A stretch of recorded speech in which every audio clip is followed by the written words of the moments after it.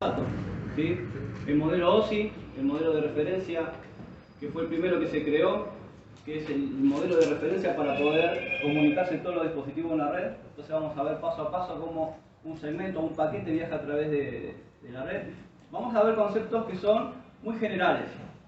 Si a ustedes esto les parece al final del curso que fue interesante, podemos profundizar, podemos crear otro training, por ir con un poquito más de tiempo, porque les puedo asegurar que el modelo OSI o el modelo de referencia es enorme. Entonces, abarcaría mucho más tiempo que el que tenemos. Entonces vamos a empezar a ver por qué le recomendamos nosotros empezar a trabajar IP. ¿Alguno de ustedes no trabaja IP o no trabaja? Ok, vos tampoco, perfecto. Bien. Le va a venir bien esto. ¿Por qué? Porque van a, como les digo, tener herramientas como para empezar a aventurarse en ese mundo. Lo que podemos hacer también después es crear un webinar para hacer configuración paso a paso de esto, ¿no? De esta valija.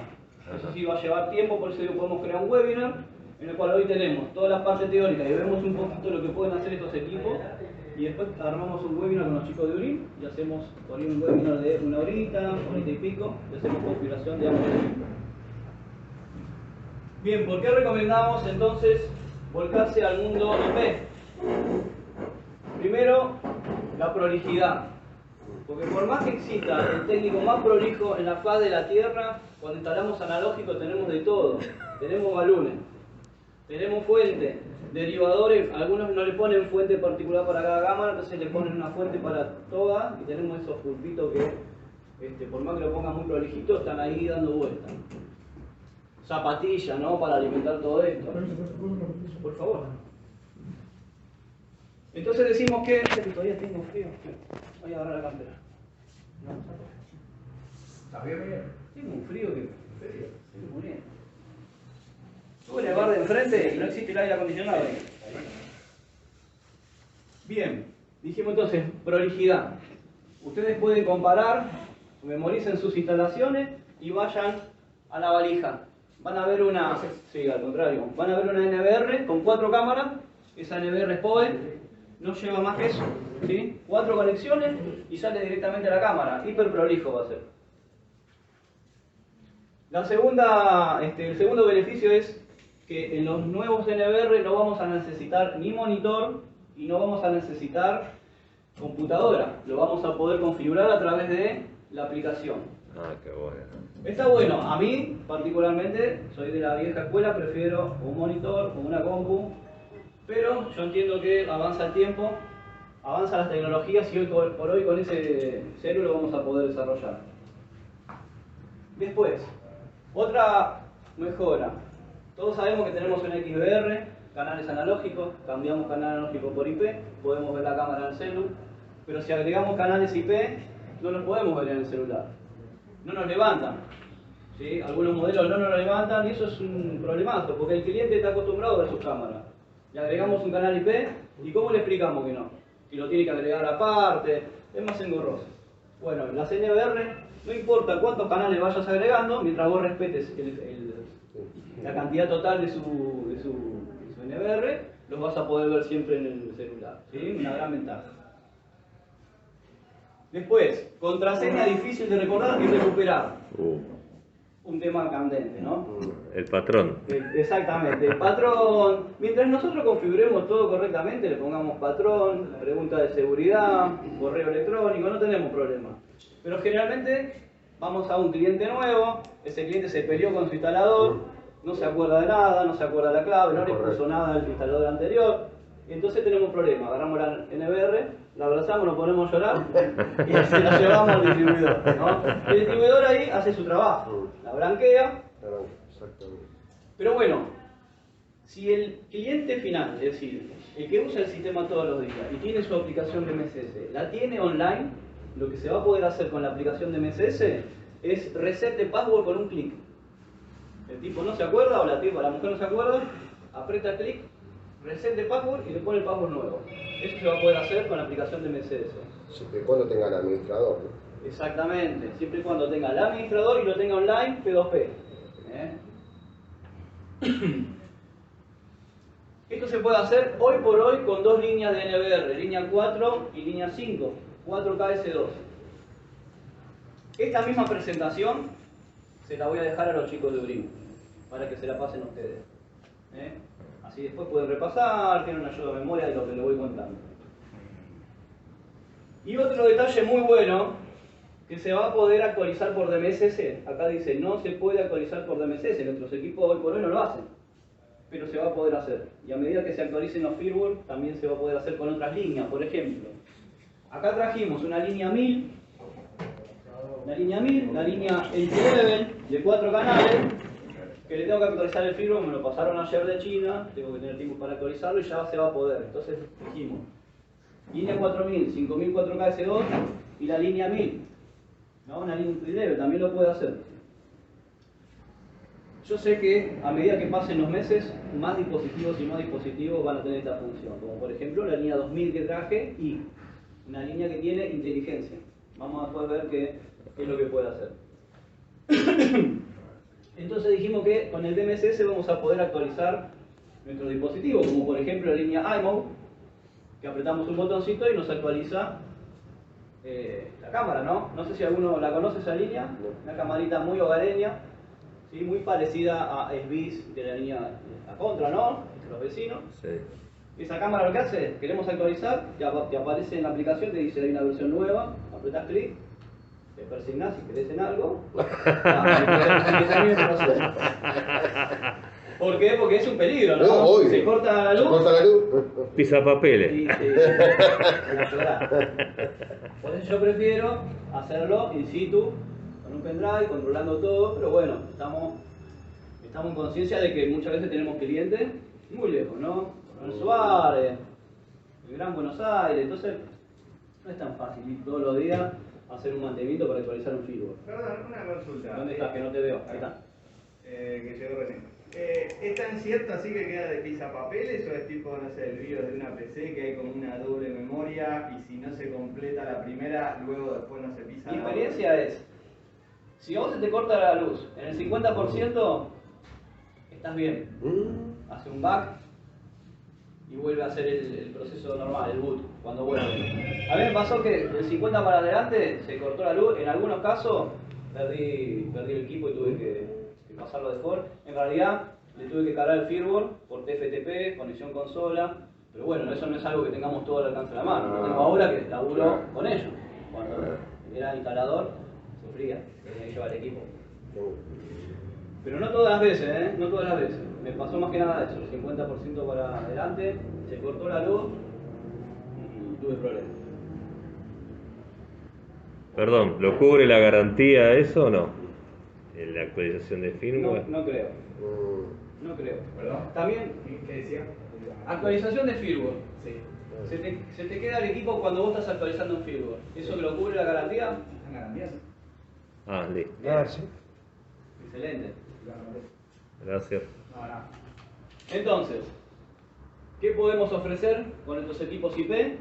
Easy Connection, es decir, una conexión fácil, lo vamos a ver ahí físicamente, 4 RJ45 y las cámaras levantan.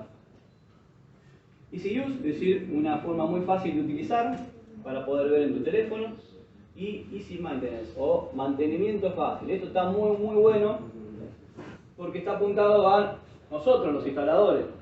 Vamos a poder, como digo, actualizar el firmware, vamos a poder agregar una grabadora con el celu, vamos a poder configurar los canales con el celu, que antes no se podía. Bien, vamos a empezar ahora un poquito en lo engorroso. Vamos a empezar a hablar de la teoría, de la teoría de networking. ¿Qué es una red informática? Bueno, eso lo sabemos todos muy bien. Es una cantidad X de dispositivos interconectados entre sí por medio de, como vemos acá, dispositivos como por ejemplo routers, switches, firewall. Esa información viaja a través de un medio. Ese medio puede ser cobre, fibra, inalámbrico. Esos equipos intermediarios pueden ser de la más variedad de los productos, desde un switch hogareño, un router hogareño, hasta un switch donde hacemos instalaciones muy grandes, administrables. Básicamente lo que hacen esos dispositivos es compartir información. En el caso de CCTV, que lo que hace cámaras que se quieren comunicar con la NR para grabar el video. ¿Okay? ¿Cuáles son las redes más comunes? LAN, WLAN y WAN. ¿Ok? LAN, una red de área local, una WAN, una red de área amplia, y la WLAN es lo mismo que la LAN, pero inalámbrico. Y después la máxima expresión de lo que es una red, que es Internet. ¿Qué es una VLAN? ¿Alguno puede explicar con palabras fáciles qué es una VLAN? Un túnel seguro. ¿Dónde? Un túnel seguro. El túnel seguro es VPN. Es la VPN. El túnel seguro es una VPN. Miren, la VLAN, ya que está muy bueno que esté esto. Sí. Una VLAN es una manera de poder crear redes virtuales. ¿Qué quiero decir con esto? Si nosotros tenemos un switch, el switch tiene que ser administrable, ¿no? Para poder crear esa VLAN. Y tenemos un switch de, en este caso, X cantidad de bocas. Sí. Vos lo que podés hacer es segmentarlo de manera lógica. ¿Qué quiero decir con esto? Vos imaginate que tenés computadoras de usuarios comunes. Empleados. Empleados que necesitan acceder a mail, empleados que necesitan comunicarse entre ellos, ver una página web, ¿sí? Navegar en internet.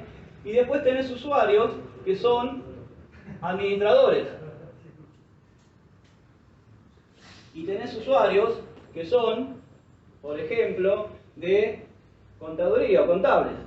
Sí. Ahora, este usuario, ¿debería tener acceso a la red de cámaras? No. No debería. ¿Cómo lo segmentamos? Armamos distintas redes, una red para cámaras, una red para los usuarios de contaduría y una red para los usuarios comunes. Entonces agarramos y segmentamos lógicamente la red. Ah, Creamos una red para la VLAN de usuarios, una red para la VLAN de administradores y una red para la VLAN de contaduría o contable. ¿Sí? Y le ponemos un nombre y un número. VLAN 1 sería VLAN 1, o poner VLAN 10 para usuarios, VLAN 20 para los administradores y una VLAN 50 para los contables. ¿Ok? sí. Entonces, a estos usuarios los asignamos a estos puertos. Sí. Y a estos usuarios los asignamos a estos puertos. Y a estos usuarios a estos puertos. De esta manera, separaste la red, una red física, porque estamos hablando de un switch. Físicamente es la misma red en este caso, pero si vos lo podés administrar, lo segmentás. Entonces esta persona no se va a ver con esta. Y esta con esta. Dependiendo el grado de seguridad que le des. Lo que puedes Claro. hacer que esta red, que la red de administradores, puedan ver a todo el mundo. Pero ellos no se ven ni entre sí ni a los administradores. ¿Ok? Eso es una VLAN. Separar de manera lógica una red física. Una consulta. Sí. ¿Qué pasa si físicamente me intercambian el switch ahí? Me intercambian el... Si te cambian los usuarios. Bien, es buena esa pregunta. Es muy buena. Mirá, No sé. cada usuario va a tener una IP, ¿no? Una IP cada computador. Y cada VLAN va a tener un segmento de red distinto. En este caso, los contables va a ser 192, 168, 10, 0. ¿No? Después, los de administración va a ser 168, 5, 0. Estamos hablando de la red, ¿no? Que se va a manejar. Y la VLAN de usuarios va a ser 192, 168, ahí, 3, 0. Son redes distintas, ¿sí? Claro. Si vos pones un usuario acá de movida, ya vas a tener redes distintas. De movida, ¿eh? Es decir que no se deberían poder ver. Lo que vos tenés que hacer en este puerto ya es otra cosa que se llama Port Security, seguridad de puerto. ¿Cómo se hace un Port Security? Esta PC tiene una dirección MAC address, ¿no? Una dirección MAC address que va a ser, no sé, a tanto, y la grabás. Si esta PC se conecta a este puerto, shut down, muere. Muere. ¿Ok? Entonces estamos hablando ya que esto es una configuración de red de medio a avanzado. Avanzado. Ya estamos hablando de por ahí un sistema lindo, ¿no? Y está bueno, eso es muy interesante este mundo, por eso les digo que estamos hablando de unos conceptos iniciales, pero si les interesa podemos cada vez avanzar más y DASPA les puede ayudar con eso. Entonces, bueno, esto se entendió.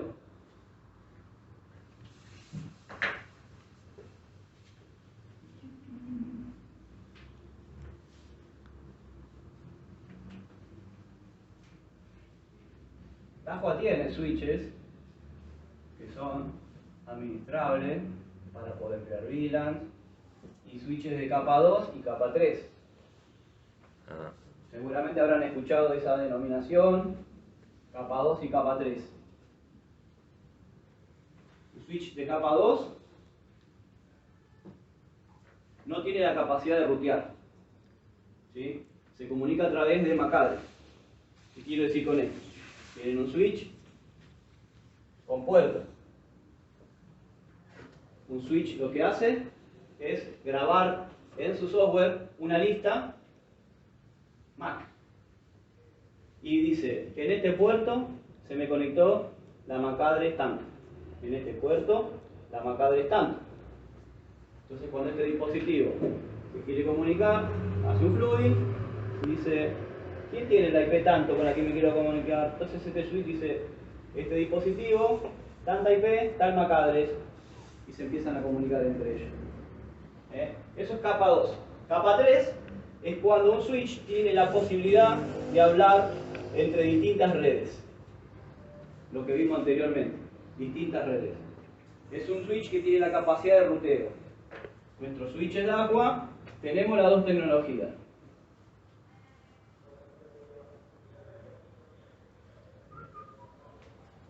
Bien.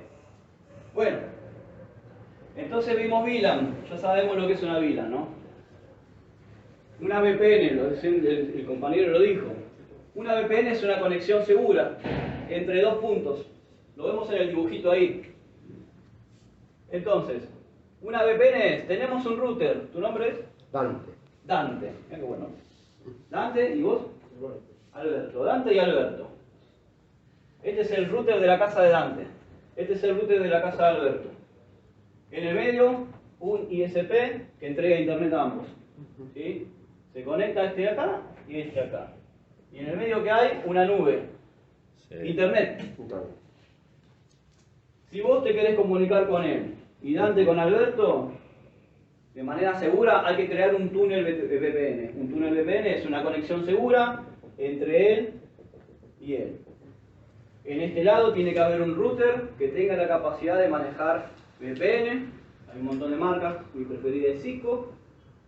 Y este también tiene que tener la capacidad de armar VPN. Cuando arman el túnel, esto lo que queda es justamente tunelizado, resguardado.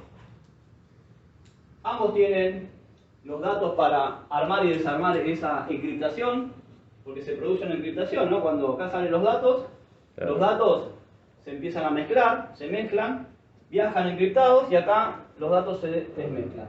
Entonces él puede entender lo que está diciendo él, porque tienen ambos, ¿sí?, el mismo idioma. Eso es una VPN. Es muy utilizado, es muy requerido en muchas instalaciones. Por ahí vamos a hacer un presupuesto y nos dicen, no, está bien, pero yo tengo 5 sucursales y tengo un centro de monitoreo, ahí tengo un servidor y quiero ver a todas mis cámaras, no sé, un DSS Express o un Smart PCS y quiero conexión VPN entre todas las sucursales. No nos asustamos, le decimos que bueno, que lo podemos hacer y ya sabemos lo que es y no es difícil, ¿no?, de configurar. Bien, hasta ahí vamos bien, ¿no? Sí. Bueno, LAN y WLAN. Una LAN, como lo vemos ahí, es una red de área local en la cual se interconectan dispositivos. Nosotros estamos enfocados más a lo que es la seguridad electrónica o el CCTV y vemos computadoras, vemos NBR, XBR, cámaras, sirenas, todo instalado en la misma área local. En 30 canales. Sí, sí, sí. Entonces, una red de área local, como vemos ahí, están interconectados entre switches de manera local. No nos equivoquemos, no creamos que solo las LAN es una LAN de hogar, ¿no? Los routers que vemos en los hogares cuando vamos a instalar las cámaras, que tenemos, no sé, 3 computadoras, 4 monitores, 2 teléfonos. Una LAN puede ser una gran instalación de cientos de dispositivos, ¿no? Con lo que vimos antes, esos switches administrables que arman grandes redes. Una LAN puede ser todo un edificio que tengan que instalar, en la cual puedan poner cientos de cámaras. WLAN, la diferencia es lo mismo, una LAN, pero inalámbrica. Completamente inalámbrica, con access point, ¿sí? Y nos olvidamos de los problemas con los cablecitos que tanto nos molestan. La WAN es distintas LAN ubicadas físicamente en lugares distintos, como por ejemplo puede ser una LAN que está en la provincia de Corrientes, la otra LAN está en Tierra del Fuego, y después tenemos el edificio central en Córdoba, en Buenos Aires, en Mendoza, y entonces nos podemos comunicar entre esas LAN a través de la red, y aparte podemos hacer VPN para que sea segura, ¿ok? Entonces una WAN es una red de área amplia, finalmente utilizado por multinacionales o empresas muy grandes. Y por último, bueno, la expresión máxima de lo que es una red, que es Internet, ¿no? Miles y miles de computadores, de dispositivos conectados entre sí, ¿para qué? Para compartir medios e información, video, mensaje, de todo hay. Todos porque se pueden comunicar porque comparten el mismo protocolo, el protocolo TCP/IP. Es el protocolo que después le voy a ir mostrando más en detalle. El protocolo TCP/IP o el modelo OSI se creó en el año 60, lo creó Estados Unidos, era un proyecto militar y después lo pasaron al mundo civil porque vieron que era un negocio, como siempre, ¿no? Bien, ¿qué conforma una red? Dispositivos finales, dispositivos de infraestructura o intermediarios y el medio. Dispositivos finales tenemos computadoras, notebooks, servidores, impresoras, telefonía IP, cámaras de seguridad, celulares, lectores de barra, y hoy por hoy en los hogares vemos cada vez más dispositivos como electrodomésticos, aires acondicionados, lavarropa, ¿no? Por eso digo que tenemos que tener una noción de red cada vez mayor porque se está acercando a los clientes finales de esto. Los reporteros eléctricos. Sí. Entonces, los dispositivos de infraestructura son los intermediarios. En ellos están los switches, los access points, los modems, los routers y los firewalls. La diferencia entre estos dos es que él también puede routear, es decir, puede hacer hablar de distintas redes, pero tiene la capacidad de bloquear ataques contra phishing, ¿sí? Ataques de antivirus. El firewall es como el firewall de la PC, pero en un fierro, es decir, en un producto de hardware. Hay marcas muy buenas como Fortinet, como MikroTik, que tienen unos firewall excelentes. Los medios transmisores, como les conté al principio, son 3: cobre, fibra óptica y wireless, es decir, dinamicidad. Yendo a lo que más vamos a utilizar nosotros, tenemos el cable UTP. El cable UTP, que generalmente recomendamos para cámaras, categoría 5E, puro cobre, un buen cable, y después para conexión a PLIC o troncales, utilizar categoría 6A. ¿No? Esa es una recomendación. Igualmente, sabemos que categoría 5E puede transmitir hasta 1 GB por segundo si está bien armado. ¿Cómo lo armamos? Porque hay una norma. La norma se llama EIA-TIA, que puede ser la 568A o la 568B. ¿Por qué hay dos colores? Porque depende cómo hagas en cada punta, va a ser un cable derecho o un cable cruzado. Un cable derecho se le dice cuando tiene en ambas puntas el mismo color. Si cambias el color, es decir, empezás blanco-verde y blanco-naranja, es un cable cruzado. ¿Para qué se utilizaban distintas formas? Eso es en la antigüedad, en la Edad Media, ¿no? Cuando teníamos que conectar dos computadoras, claro, teníamos un cable cruzado, router y router cable cruzado. Hoy por hoy los dispositivos tienen MDX y nos invierten los cablecitos ellos mismos, porque se dan cuenta que hicimos macana. ¿Sí? Que lo dan vuelta, así que no es necesario. Es más, a veces, no sé, mi compañero me decía, Miguel, estaba en la otra punta de la cámara, no sé si gripié los mismos colores, bueno, no importa, el switch se lo va a dar vuelta, es muy bueno y no tenemos problema. Distancias, 90 metros, 5 y 5 de acometida, es el protocolo, ¿no? Lo que nos permite normalmente la conexión a Ethernet. Son distancias máximas de 100 metros. Como vemos, se pueden transmitir velocidades hasta 1 GB. Vimos las categorías. Y podemos alimentar dispositivos a través de PoE o Power over Ethernet. Traficamos voz, datos, video, imágenes, de todo a través de ahí. Bien. Perdón, con PoE también es 100 metros la distancia. Sí, mirá, está bueno que lo menciones porque lo iba a decir y cuando vi el dibujito me olvidé.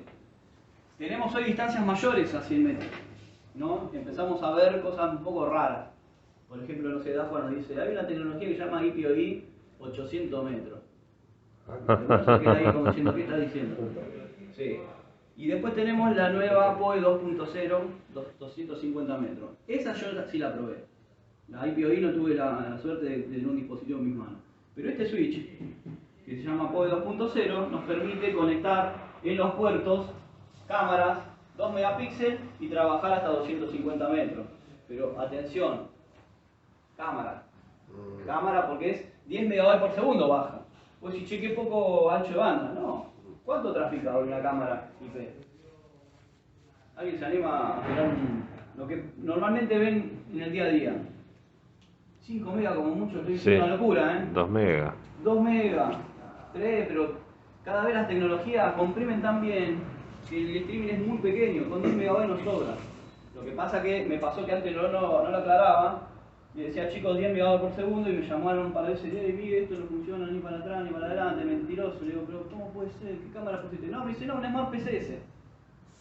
No, tiene que ser una camarita, un tráfico normal. Tenemos 250 metros. Ese es el único caso porque tenemos ese dispositivo que lo permite. Perdón, y aparte las cámaras consumen menos también, menos energía. Exactamente. Imagínate que son 250 metros, tenés una pequeña caída de tensión. Sí. Trabajo con 50 volts, ¿no? 50, exactamente. Eso es lo normal, ¿eh? Lo normal. Es lo normal. Acá vemos un poco de amperaje. De amperaje, de consumo, sí, de wattaje. Pero la cámara, no le llegan 48 volts a la cámara. Sí, ¿por qué? Porque, como te digo, esto tiene un poquito más de potencia Sí. y tiene un poquito de caída de tensión. Sí. A la cámara le llega, cuando estamos hablando de una cámara de PoE estándar. Claro. PoE estándar. ¿El PoE estándar cuánto es? 14 watts. Le llegan los 14 watts. El problema es si queremos poner un high power. El problema es si queremos poner un PoE Plus, un high power. Y esto ni hablar, ¿no? 90 watts también, una locura.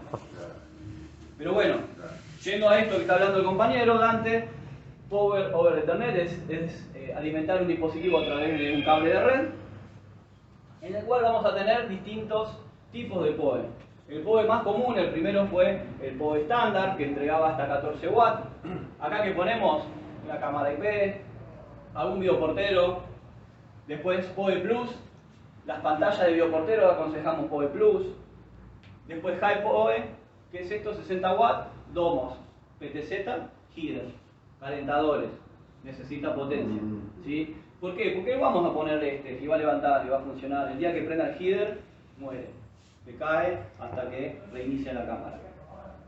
Y después tenemos el nuevo PoE BT, que entrega 90 watts de potencia. Está orientado eso más que nada a pantallas, a alimentar otro switch, que hay switches que se alimentan a través de PoE.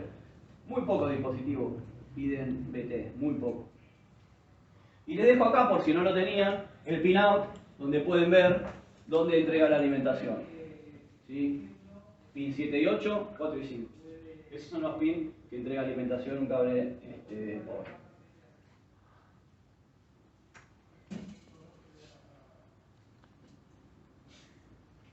Bien. Ahí está. Bueno, direccionamiento IP. Una dirección IP, ¿qué es? Diciéndolo sin tanto tecnicismo. ¿Cómo lo podemos explicar? ¿Qué es? Un domicilio, una forma de decir yo soy tal, tengo mi documento, ¿no? Un IP es una manera de identificarnos dentro de una red. El dominio. El dominio, también. Cuando vos tenés un dominio, tenés que tener un servidor DNS que te cambie ese nombre de dominio por una dirección IP. Porque las redes se manejan por número de bits, no por dominio. Eso lo hacemos nosotros para poder memorizar esa dirección IP, porque si no tenemos que memorizar 110001010, entonces nos volvemos locos. Un paquete de datos. Entonces, una dirección IP es una manera de identificarnos dentro de una red. La dirección puede ser privada y pública. La IP pública, justamente, es la IP que nos va a dejar salir afuera. La IP privada, las que todos conocemos, tenemos tres clases, la clase A, la clase B y la clase C, ahora la vamos a ver. Y ese tipo de dirección es una dirección de capa 3, acá lo vemos, capa 3, en comparación con la dirección MAC-Address, que es capa 2. ¿Sí? La dirección IP la podemos agregar de manera manual o de manera automática a través de un servidor de HCP. Un servidor de HCP es un router, generalmente, o un switch de capa 3 que entrega direccionamiento IP. Vos lo configurás, le decís, quiero que me entregue dirección IP desde tal rango a tal rango. Cada cosa que vos le conectes te va a dar una dirección IP. Es un poquito peligroso para mí, soy yo de los amantes de configurar todo a mano, y asignar una IP, planilla, todo documentado. ¿Por qué? Porque puede haber duplicación. Si alguien cometió el error de configurar una dirección IP igual que la que está asignando el servidor de HCP, hay conflicto de IP. La dirección IP no es solo eso, ¿no? No es solo el numerito IP y se acabó. También tenemos una máscara de subred, tenemos un gateway y tenemos, como dijo el compañero, un DNS. ¿Para qué sirve la máscara de subred? Para segmentar, para decir cuántos hosts va a tener esa dirección de red. Porque si le ponemos una dirección de máscara de subred /24, que sería 255.255.255.0, que es la que todos conocemos, nos entrega 254 dispositivos. Pero si le ponemos una 255.255.00, cambia a 65.000 dispositivos. Es así, atento, porque eso también puede variar. Si en vez de ponerle 255.255, le pones, no sé, ponele 255.128, se reduce mucho la cantidad de hosts. Entonces, hay que tener en cuenta y ver todo el espectro. Muchas veces no tenemos conexión entre dispositivos y es porque está mal configurada la máscara de subred. Son muy pocos casos, pero yo, para que ustedes tengan una concepción del total. IPv6, mucho más grande, entrega muchísimo más direcciones, 1028 veces más que IPv4. Esta es una dirección de 32 bits, es decir, 4 octetos, 192, 168, lo que fuera. Y esta es una IPv6, vayan a memorizarse eso, ¿no? Imposible. Pero bueno, lo que tiene de bueno es que esto nos entrega muchísimas direcciones, ya no tenemos que estar peleando, ¿no? Porque te asigna una dirección IP tu ISP, tenemos direcciones para tirar manteca al techo. Bien. Multicast. Esto en realidad es importante de cara a la salida de internet. ¿Sí? Antes era IPv4, ahora la mayoría IPv6. Después tenemos tres tipos de direcciones IPv4 o tres maneras de comunicarnos dentro de una red. Únicas, broadcast y multicast. Y únicas es la más común, la más sencilla, que es un host se habla con otro host. Multicast es un host se comunica con varios, que se lo llama un grupo. Y broadcast es un host que se comunica con todos. ¿Cuándo lo utilizamos el broadcast? Generalmente cuando una computadora o un dispositivo de red, imagínense que acá tenemos una NVR y acá tenemos camaritas, son todas tipo milidomo, ¿no? Soy un fanático del milidomo. Esta se perdió de red, salió por X motivo, se reinició, se reseteó.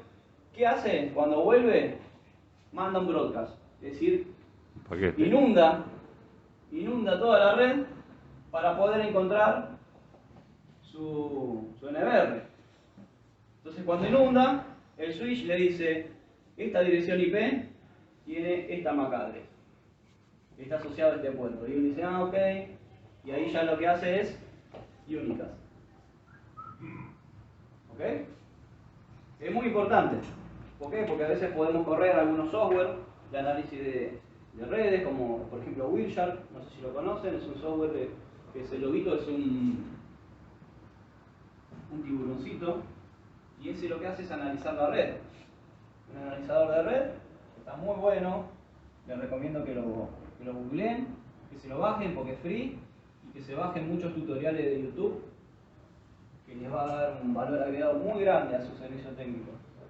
Yo he visto y he solucionado muchos problemas de red gracias a Wilshire, escaneando la red, dándome cuenta cómo estaba traficando esa red.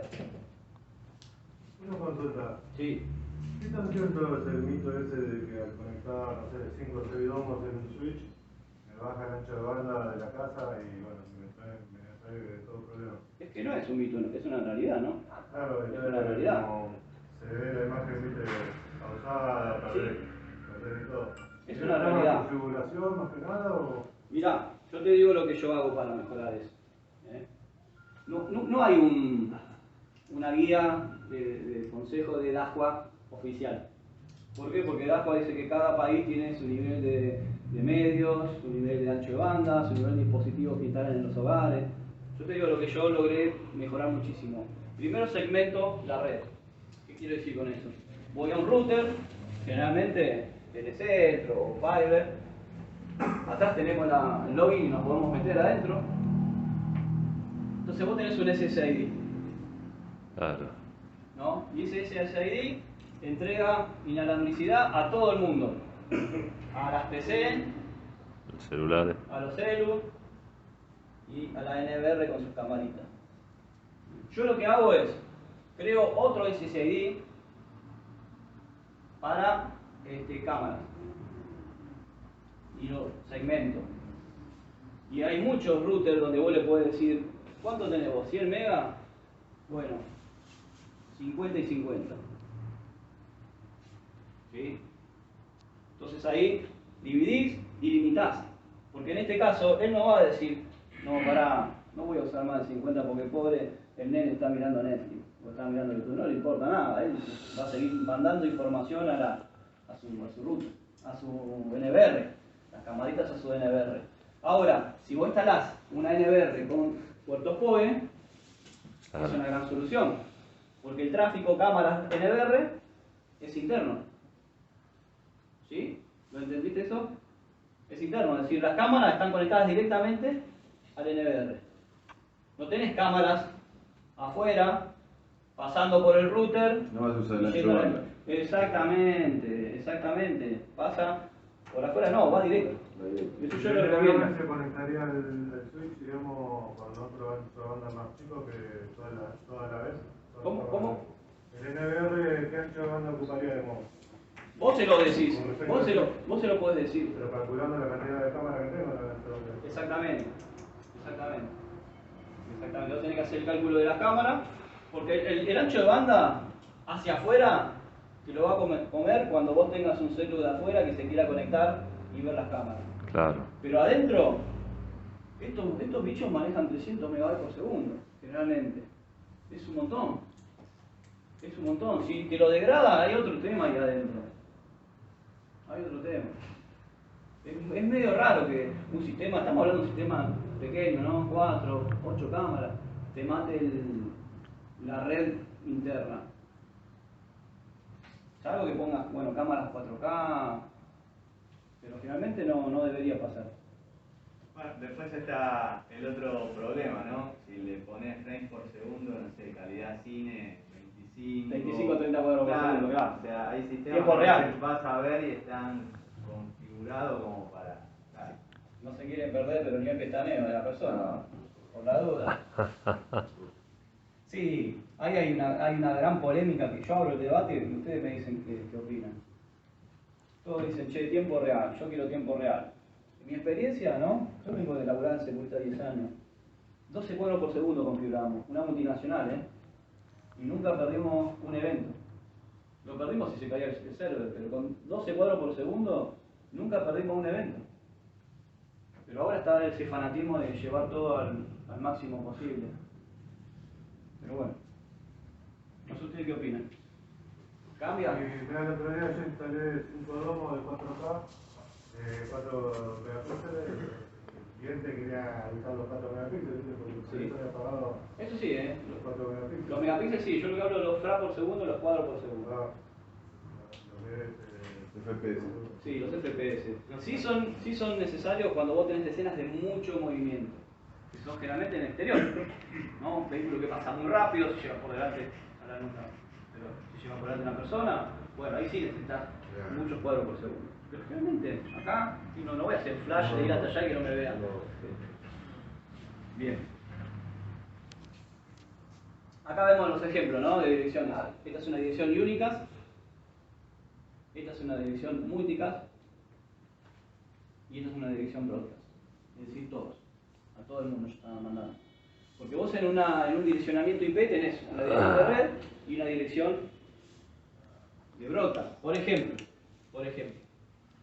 si vos tenés la red 192.168.0.0, 0 es la dirección de red. ¿Sí? Y 192.168.0.1 hasta 192.168 a 0.254 son direcciones disponibles para el host, para los dispositivos. Y la dirección de broadcast, en este caso, sería 192, 102 mi letra porque sé que es horrible, 0.255. Broadcast. ¿Sí? Este es el ejemplo en una clase C llevado acá, esto que están viendo. ¿Qué quiero decir con esto? Que nunca van a poder configurar esta dirección y nunca van a poder configurar esta dirección. Por la duda. ¿Sí? Dirección de red, dirección de broadcast, dirección de host. ¿Borro? Sí.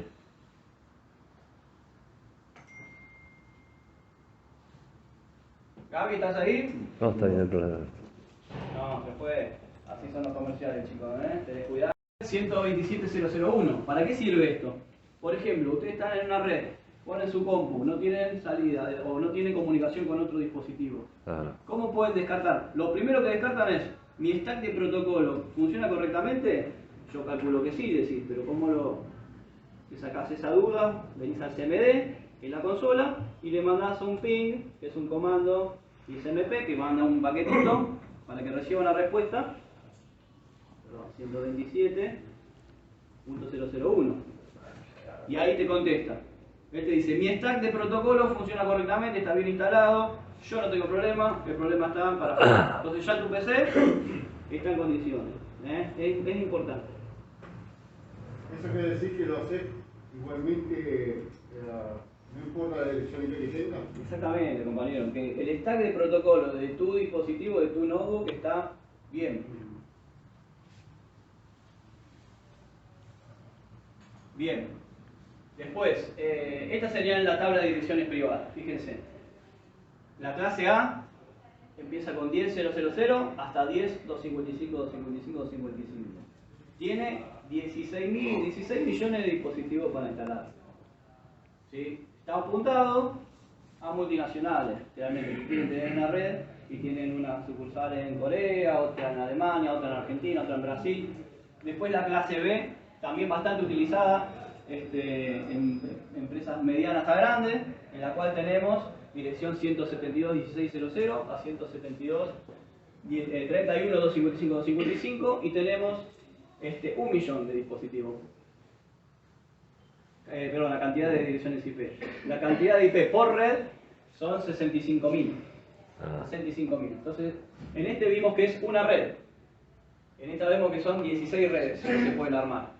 Y la más conocida es la clase C, la que vemos en casi todos los hogares, que es 192.168.00 a 192.168.55.55. Tenemos 256 redes que se pueden armar. ¿Qué quiero decir con esto? Que ustedes van a tener, como dijimos, subredes. Claro, 192, 168, 0, 0, 1, 0, 2, 0, 35, 0. Todas estas son redes distintas. Entonces, si vos tenés que armar una red con distintas VLAN, a cada VLAN le pones una red en particular. No se van a hablar en ella, salvo que vos pongas en el medio un router que haga hablar estas redes entre ellas. ¿Ok? Si te va a caer, te va a caer. No me puestas las patas. No puede siguiente. No, pasa que lo corrí porque si no me tropiezo. Ahí va. Bien. Entonces, una dirección IP, vimos que está formada por justamente la IP, que la identifica dentro de una red, la máscara de su red, que te dice la cantidad de hosts que va a tener esa red, el gateway, que nos va a permitir salir a otra red. Si hay ruteo y le ponemos un get diferente, no podemos salir. Eso también hay que tener en cuenta. Tenemos un dispositivo, un router, que generalmente se escribe así, ¿no? Y tenemos dos redes, la red 5.0 y la red 4.0. Entonces, vos acá tenés un dispositivo con la IP 192.168.450.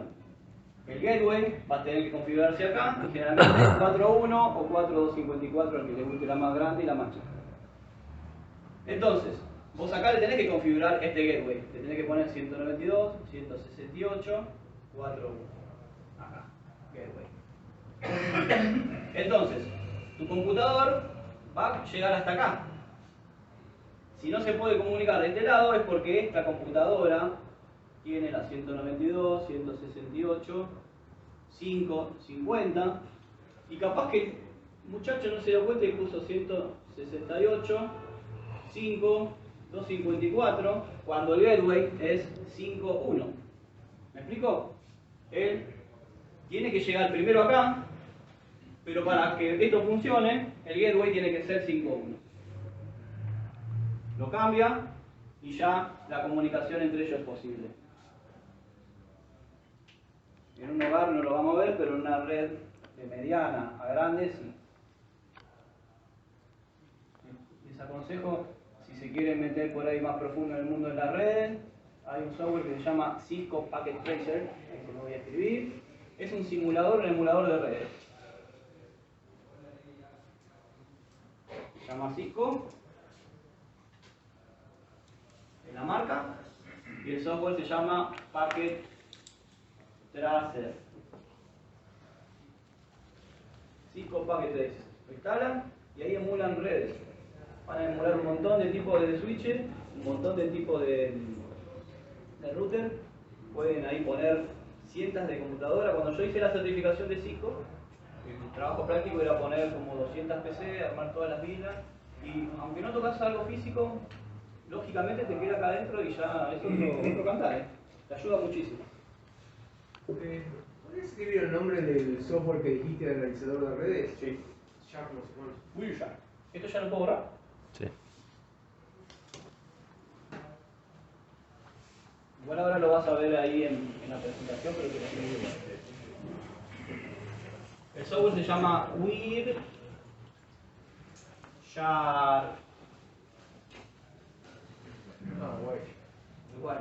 Son productos que no son de DARPA, ¿eh?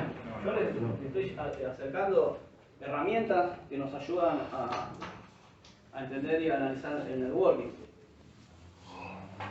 ¿Ya está? Wireshark.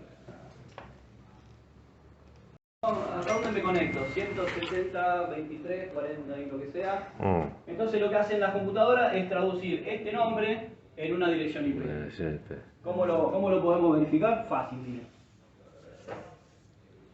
Venimos acá, el amigo CMD, y ponemos ping, y ponemos www.google.com. Estoy poniendo coma. Ahí. ¿Es punto así, no? Sí. Google.com. No, es una coma, por lo que veo. Sí. No, estaba bien. Sí, www. Ah, le puse una W más. Lo que pasa es que no veo bien, ¿eh? Ahí está. Ahí está. Sí, me lo voy a poner porque no veo nada. Ah, pero si no tengo salida de internet, ¿qué quieres también? Claro. Amigo, capa 1, este es un problema de capa 8, ¿no? El ser humano. Los chicos de URIM. Yo, sí. ¿Sí? Y acá tenemos el router de la familia que sale a internet. Está conectado. Entonces, estas cámaras se comunican con la NBR, no consume ancho de banda local. Ahora, si vos no tenés esto, y vos tenés 4 cámaras, no podés, 4 cámaras que no van a ir en una NBR, porque la NBR no es POE, lo ideal que puedes hacer es lo que ven en este ejemplo de la valijita. Ponen un switch POE, conectan acá y conectan a NBR acá. Y él lo conectan aquí.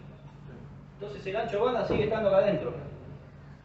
El Claro. tráfico entre ellos sigue estando ahí adentro. No tiene la necesidad de utilizar este tráfico.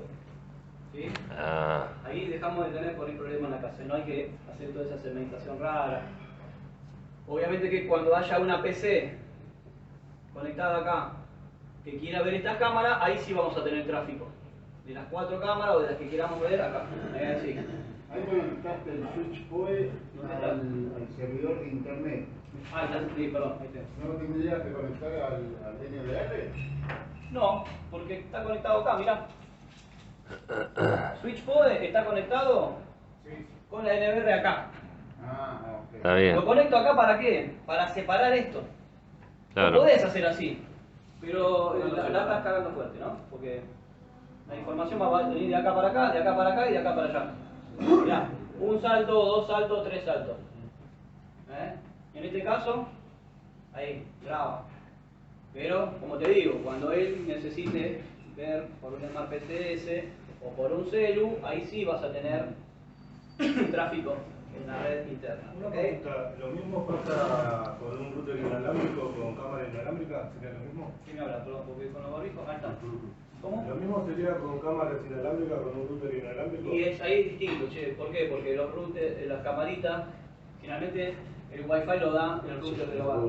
Y ahí sí va de acá para allá. Claro. Ahí estás usando el ancho de banda ahí. Ahí sí te recomiendo hacer un SSID aparte para las cámaras. Pues te comentaba, las cámaras yo la otra vuelta eran todas IP, Sí. wireless y las conecté todas al router. Sí, es que nos queda otra, ¿no? Claro. No queda otra. Porque si no, la otra es poner un switch o un Inalámbrico. endpoint y armar una red para ellos y que haya cableado de acá para acá Ethernet. Pero te termina saliendo re caro, ¿no? Si vos tenés que poner más cámaras, si tenés que cascadear los switches, sí. Como cascadeas de suite a suite y después el último lo mandás allá. Claro, sí. La palabra cascada a mí me hace un poquito de escalofrío. porque he visto cada cosa que... Pero bueno, lo ideal, compañero, es que no sea una cascada como, no sé, las cataratas del Iguazú, ¿no? Sea una cascadita de sumo. En un hogar tenemos un switch, le ponemos otro, y le ponemos otro, y ahí muere.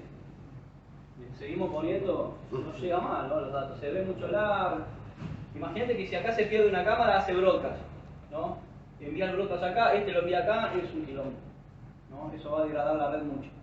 Lo que sí te recomiendo, el uplink, que sea categoría 6 o 6A, para que tenga un buen ancho de banda. Y si vos tenés un uplink, o 2 puertos de uplink, le pongan los dos puertos de uplink.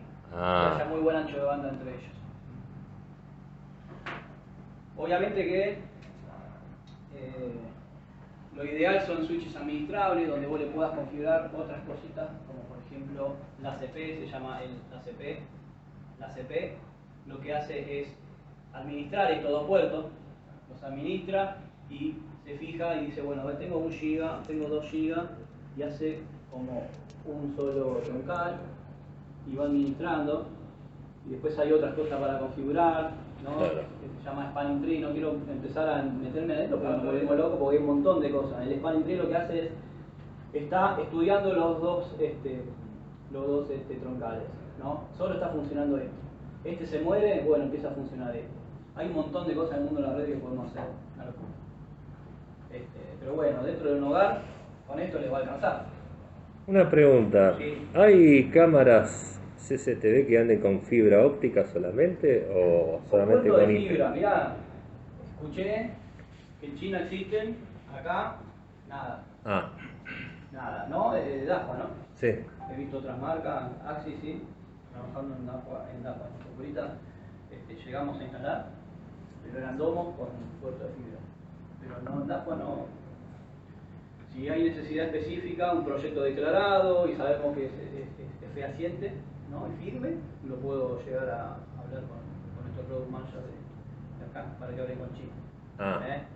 Pero generalmente no se comercializa más. Perfecto. Bien, ya hicimos el apartado de esto que te lo quería mostrar. Bien, dijimos que la CNIC nos da la dirección pública a nosotros, como en el caso de, vimos que la dirección para .com es distinta.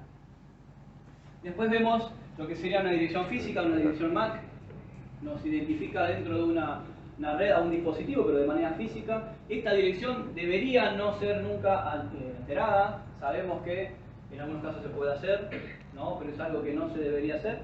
Una dirección MAC para un dispositivo identificado en el mundo, es algo irrepetible. Es una dirección, como vemos ahí, de 12 dígitos, en la cual tenemos los primeros 6 y los segundos 6. Los primeros 6, ustedes se van a dar cuenta que se repiten. ¿Por qué? Porque está designado para una empresa. Vamos a ver que si tenemos un lote de cámaras iguales, empiezan con los primeros 6 porque son de Dahua, son de Pelco, son de Higgs, son de quien sea.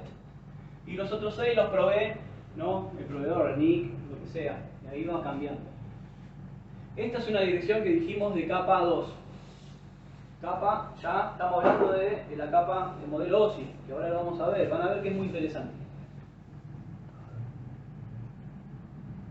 Bien, puerto lógico, otro dato importante, ¿no? Siempre hablamos de aperturar puerto. ¿Qué es un puerto? Es una interfaz lógica por la cual traficamos.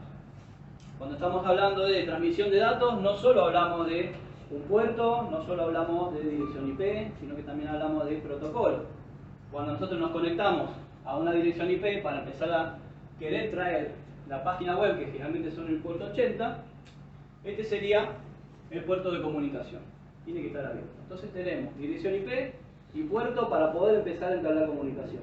En este caso, esta es una página, ¿no? Que yo utilizo, por ahí ustedes tienen otra, o tienen aplicaciones que también se pueden utilizar, como por ejemplo NetAnalyzer. Hay una que es muy famosa hoy que se llama Ping, que podés probar los puertos si están abiertos o cerrados. Yo lo que pruebo es esta página que se llama YouGetSignal, en la cual le pones la dirección IP pública y le pones el puerto y te dice si está abierto o cerrado. Ah. ¿Por qué? Porque muchas veces nosotros nos conectamos. Era muy útil antes cuando había DNS, ¿sí? Que vos ponías la dirección IP, le ponías el puerto, te decía, che, esto está cerrado. Hoy por hoy estamos casi todos con lo que sería P2P. Es muy poco los clientes que utilizan IP fija. Si tenemos IP fija, súper útil. Le ponemos la IP fija del cliente, le ponemos el puerto 80, le ponemos el puerto 3777, le ponemos el puerto 554, que son los puertos que utiliza Dahua, ¿no? Y nos va a decir si están abiertos o cerrados. No traficamos video, le ponemos esto, print de pantalla y hacemos al cliente hablar con tu proveedor que está cerrado. Esto hay que aperturarlo. Ahora, si con P2P está cerrado, es distinto. ¿Por qué? Porque ni nosotros sabemos los puertos. Dahua no los dice. Pero hay una prueba que ustedes pueden hacer. Es pedir al proveedor que por unos minutos te pase el router a MDZ. Zona desmilitarizada. Significa que baje todo, completamente desprotegido. Si cuando hace eso nosotros estamos online, vemos la nube P2P, el problema estaba ahí. No estaba en la nube de P2P Dahua, sino que ese router estaba bloqueando una serie de puertos que no debería. Generalmente no pasa. El que levanta la mano y le pasó eso, bueno, es un... pero puede llegar a suceder. Por ejemplo, si nosotros tenemos una Node conectada y queremos saber qué puertos están trabajando, lo podemos hacer con el comando netstat-a.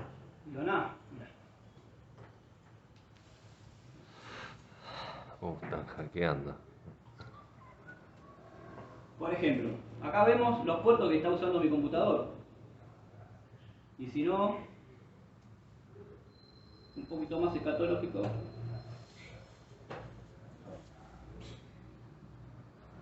Fíjense, ¿no? A dónde está traficando, está hablando con otra red, le está diciendo cuáles son la IP, si está establecido, qué puerto está utilizando. Y nos damos cuenta si está leyendo, si está escuchando, si está establecido, si está cerrado. Muchas veces no nos podemos conectar con alguna grabadora por el puerto 3777, 8000, lo que fuera, desde nuestra compu, es porque está cerrado ese puerto y con este comando lo podemos ver.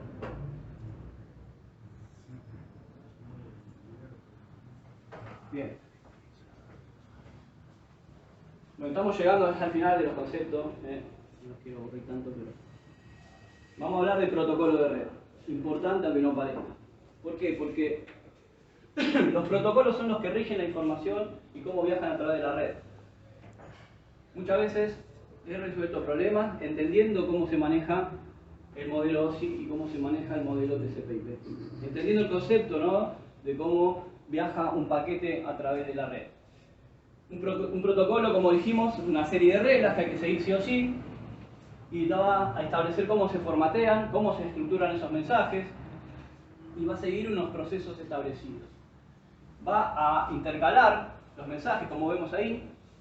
¿Por qué? Porque vos te querés comunicar conmigo, también él, también él no va a tener que esperar a que nosotros dos terminemos de conversar. Me va a dar un pedacito de su información, un poquito él, un poquito él, y de esa manera tenemos fluidez en la red. Eso es gracias a este tipo de protocolo. El modelo OSI es el primer modelo que se creó, es un modelo 100% de referencia. Es decir, en el año 60, cuando se crea Internet, se crea en base a este modelo OSI. Todos los dispositivos, todas las empresas tienen que seguir este protocolo, si no, no se pueden comunicar con la red. Tenés 7 capas. La primera capa es la capa física. Estamos hablando del conector, ¿no? El puerto de RJ45 lo conectamos ahí. Después pasa el enlace de datos, ahí está en juego la MAC address. Después está la red, internet, dirección IP. Después tenemos transporte. Transporte ya es eso, dirección de puerto y qué protocolo, si es TCP o UDP. Y después pasa para arriba, en la cual hace la sesión, se presentan todos los formatos y llega a la aplicación, que es lo que ve el usuario final. Entonces, de todas estas 7, nosotros no estamos, pero estamos acá arriba y la llamamos en la jerga la capa 8, ¿no? La capa 8, y muchas veces es el problema de lo que está sucediendo. Entonces, el modelo OSI fue el primer modelo de referencia, pero pasó a un modelo más sencillo, en la cual juntaron las los tres capas superiores y las 2 inferiores en acceso a la red y aplicación. Mucho más sencillo. Acá una explicación de lo que yo recién les conté, para que después ustedes lo repasen, cómo es el modelo OSI. Ustedes dirán, che, pero ¿qué me va a ayudar esto? Por ejemplo, si ustedes tienen problema de conexionado, saben que está mal hecho el patchwork, es un problema de capa 1, ¿no? Capa física. Problema de enlace de datos puede suceder tranquilamente. ¿Por qué? Me pasó, por ejemplo, una vez un switch con X cantidad de puertos. Computador acá conectado, conecto mi máquina,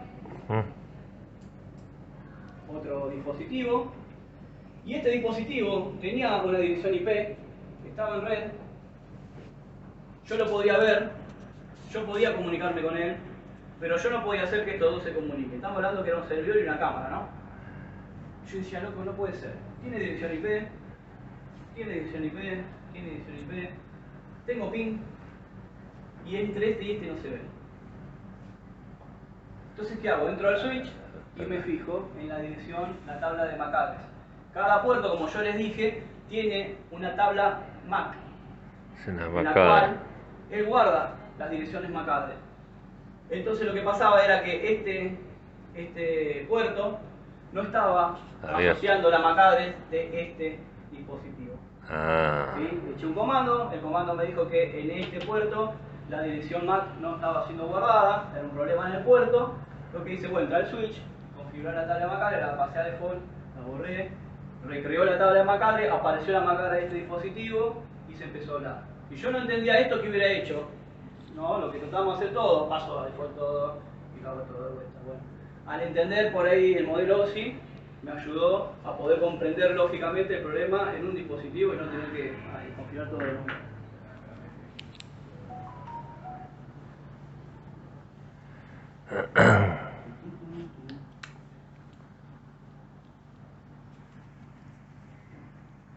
Una pregunta, ¿qué pasa, por ejemplo, cuando los proveedores de internet te cierran los puertos? ¿Cómo los podemos abrir nosotros o tenemos que pedirle al...? Bueno, depende de tu expertise. Claro. Si vos sabés aperturar el puerto, lo puedes hacer sin problema. Como te digo, la mayoría de los routers telecentro está atrás la clave y detrás, y puedes hacer apertura de puerto. ¿Sí? Ah. No es complicado, ¿eh? No es para nada difícil. Si querés y te interesa, como le digo, podemos hacer algo un pasito más avanzado, obviamente con tiempo, y podemos incluir eso. Podemos incluir alguna configuración de switch, apertura de puerto. Hay algunos proveedores que no te permiten, tocar los puertos, trabajan en puente, bridge, Sí. y vos te tenés que meter un router y tocar tu router. Exactamente. Tienes razón. Así Inclusive me pasa a veces que por ahí me conecto a esos routers y después me llaman los clientes y me dicen, Miguel, otra vez no, y porque me lo pasan a la configuración de ellos por default. Pasa que ahora con P2P esto más fácil. Es más fácil, exactamente. Pero ¿sabes qué me pasó? P2P y me bloqueaban los switch, tuve discusión fuerte con una vez una prestadora y hasta que logramos que lo pase a MDZ, lo pasa a desmilitarizar y al toque entró a la red, a la nube de P2P. Ahí le demostramos que estaban bloqueando, ellos estaban filtrando algo. Bien, esto sería el modelo TCP el que más se utiliza, más sencillo de entender, ¿no? Capa de aplicación, pasa a la capa de transporte, capa de internet, llegando a la capa de acceso para que pase por el medio y vuelva y se logre desglosar del otro lado. Ahora, ¿cómo entendemos el PDU, que es el pequeño paquetito, ¿no? Esto, como le digo, una interpretación muy vaga, muy pequeña de lo que se podría llegar a conocer. Vemos acá a la persona que está enviando el email. Agarra el email, envía el dato y empieza a pasar por las distintas capas, fíjense. Sí. Aparece y es un segmento. En el segmento... Este amigo me está haciendo la limitación. La pata de atrás. Sí, sí.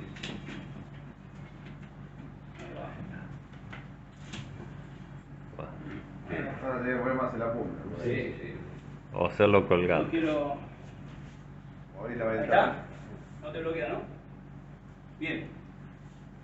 Entonces vemos segmento, es decir, el dato. La capa 4 te pone el protocolo, que puede ser TCP o UDP. Sí. ¿Qué significa esto? Este protocolo es TCP. El protocolo TCP es muy sencillo. Transporte.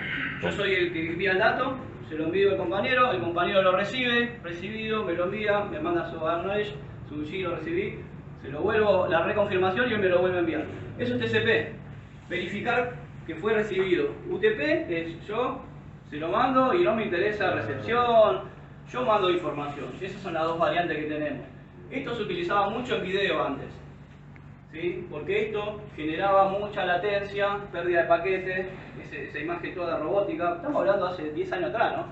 Hoy por hoy el TCP mejoró muchísimo y mejoraron muchísimo los dispositivos intermediarios, router, switches, funcionan realmente muy bien. Vamos a ver la mayoría de nuestros dispositivos con TCP. Entonces, vemos el dato, el email, en el email se le pone el protocolo, en el segmento se le pone el protocolo, se le pone el número de puerto que se va a utilizar, después pasa a la capa 3, IP, se forma un paquete y ¿qué se le pone? La dirección IP. Entonces ya tenemos dirección IP, número de puerto y protocolo. Y después pasa a la capa número 2, o la capa 1 en lo que es TCP/IP, y ahí le agregamos la dirección MAC address. Entonces tenemos MAC address, dirección IP, número de puerto, protocolo. Para que después pase a la capa número 1, la capa física, traducido en bits. 10010000. ¿Sí? Imagínense todo el camino que hace un paquetito, aunque no lo notemos. Entonces el Wireshark, ustedes lo pueden correr, pueden filtrar la comunicación de una PC, es decir, de mi PC, a una computadora, a una cámara, a un servidor, y vemos la comunicación. Agarramos el paquetito, lo desglosamos, y por ahí vemos que tenemos constantes reinicios de información, o vemos que esa computadora está enviando todo el tiempo broadcast, o que está perdiendo comunicación con otra cámara. Hay un montón de cosas que podemos detectar, ¿sí? Conociendo el módulo OSI. Y bueno, el último concepto va a ser herramientas. Capaz que ustedes ya las usan la mayoría. Les mostré el CMD de Windows, que es muy útil, pero muy útil. Después tenemos software como el Advanced IP Scanner. Yo lo uso mucho para hacer un escaneo rápido de una red, a ver qué tengo dentro de la LAN. Y me trae todo lo que tengo. Después tenemos en lo que sería DAQUA Config Tool, nos ayuda a configurar cámaras, radares, NVR, XBR, actualizar firmware. Después tenemos páginas web como la Invent Signal, que esa lo va a ver cómo está el estado de los puertos, si están aperturados o no. Y después en la aplicación tenemos en DAQUA la aplicación de MSS para poder agregar nuestras cámaras. En el futuro hacer actualización de firmware. Podemos verificar el estado del Wi-Fi. Hay un apartado donde dice test de Wi-Fi. Podemos chequear cómo está el Wi-Fi en la zona donde queremos poner una cámara Wi-Fi. Y también tenemos software como el Net Analyzer y el Ping, que me lo recomendaron hace muy pocos días unos compañeros, ¿no? Colegas igual que ustedes, que ya no lo usan y que usan mucho el Ping, que bueno, aparentemente es mucho más liviano, más funcionalidades. Yo ya lo instalé y lo estoy empezando a chequear.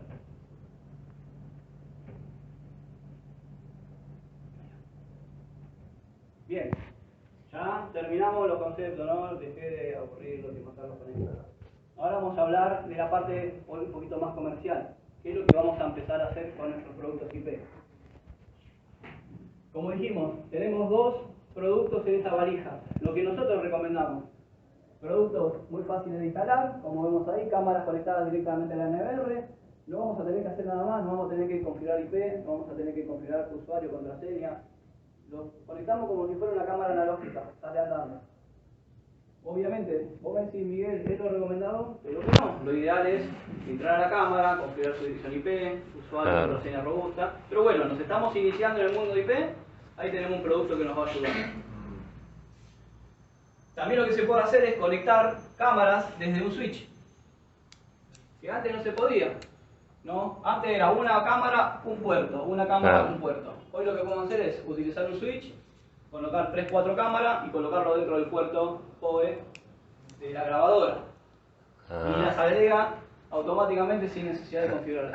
Las cámaras vienen por DHCP, por default vienen claro. por el mismo IP. No, la cámara lo que va a hacer es comunicarse con la NVR y la NVR le va a asignar una dirección IP a la cámara. Eso va a estar por default en la cámara. Sí, va a estar por default. Lo vamos a ver ahora con esas cosas. ¿Ese producto se vende ahora? ¿Lo están comercializando ahora? Hace rato que está. La nueva funcionalidad es esta. Y vas a ver ahora 2 o 3 funcionalidades más que tiene. Lo mismo con NVR Wi-Fi, en la cual vas a levantar tus productos plug and play. Como digo, sin necesidad de grandes configuraciones. Y ahora esto está orientado más a cliente final. Vos vas a, como dijimos antes, agregar a tu NVR con un cel. No necesitas monitor, no necesitas computador, no necesitas config tool. Lo escaneás, seleccionas el dispositivo, vas a inicializarlo. Una vez que lo inicializás y lo tenés agregado, le vas a configurar los canales. ¿Sí? Das de alta los canales, los configurás, todo sin la necesidad de un monitor. Como dije, tenemos hoy por hoy 2 productos. La línea 4000, 5000, 4K2 y por lo que me dijo mi compañero Chinito, la línea 1000, me pasó el firmware, lo estaré probando esta semana o la que viene. La aplicación es sí o sí de MSS versión 1.98, que estoy seguro que si ustedes la utilizan ya la tienen actualizada. Les recomiendo no utilizar más GDMSS, Lite, Plus y todo ese tipo de aplicación. Ahora les explico bien por qué. ¿Alguno conoce el COSPRO? No. El COSPRO es un software para poder hacer administración de los dispositivos, muy similar a lo que hace DMSS, pero a nivel instalador. Es decir, ustedes van a agregar el grabador, le van a permitir al cliente utilizar DMSS para que vea su cámara, pero ustedes van a hacer la configuración y van a recibir alertas. Por ejemplo, alerta de falla en disco, no tengo disco, se cayó un canal, grabación anómala. ¿Sí? Es como monitorear el sistema, que le llegue a su aplicación y darle un servicio de valor agregado a tu cliente final.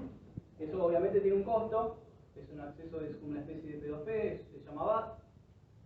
Se van a ir agregando sus dispositivos, va a tener un costo mensual y ustedes le van a dar ese servicio a su cliente final. ¿Lo bajaste del App Store? Fósforo se llama así. Exactamente. Pero si mal no recuerdo, va a tener una página web también. ¿Sí? No solo aplicación, sino página web. Está liberado ya, fíjense, en marzo de 2022, estamos un poquito atrasados con lo que estamos presentando. Ya está disponible. Como les decía, la aplicación tiene que ser de MSS. En China nos piden por favor que migren ustedes todos sus usuarios, en lo posible. ¿Por qué? Porque generalmente me cuesta mucho tener soporte de parte de ellos cuando la aplicación es GDMSS Plus Live, porque están en desuso, están delistadas. Nosotros nos aferramos porque los clientes no se lo quieren sacar encima. Pero el problema por ahí no es con un cliente, porque vos al cliente le decís, che, usá de MSS, ya fue. El problema es cuando tenés un instalador que tiene 20 o 30 cuentas en su celular y cuando se levanta por ahí a la mañana la va a ver y no la tiene más. Desaparece.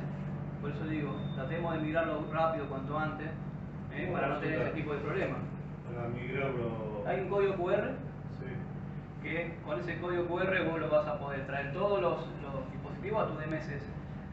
Tendrías que estar logueado, Es decir, si vos utilizaste GDMSS Live Pro y nunca te logueaste como usuario, estás en problemas. ¿Por qué? No porque sirve para los clientes que ya están logueados todo con su aplicación. es igual. Con un código QR traspasás todo tu... La otra aplicación. Sí. Lo que te digo que por ahí el cliente final no va a hacer tanto drama, porque es un dispositivo, 2 a lo sumo, pero para el usuario a veces 20, 30 dispositivos en su celular, que creo que es un error, ¿no? Desde mi punto de vista legal, pero muchos lo tienen. Y si no lo tenías logueado ya de entrada, es maquinoso, porque no lo puedes pasar.